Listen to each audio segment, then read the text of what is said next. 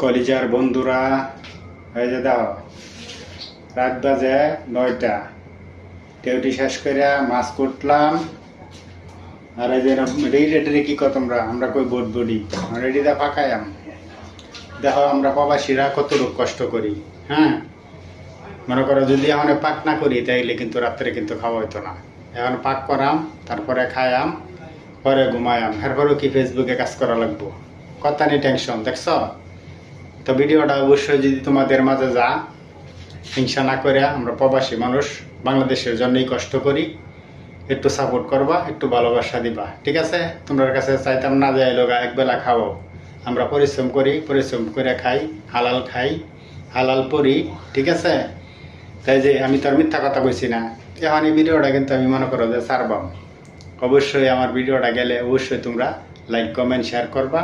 ইনশাল্লাহ তোমরা যারা আমার ভিডিওটা শেয়ার করবা, তোমাদের বাড়িতে আমি যাই হেরা তোমাদের ভিডিওতে আমি মনে করো লাইক কমেন্ট শেয়ার করাম ইনশাআল্লাহ। কথা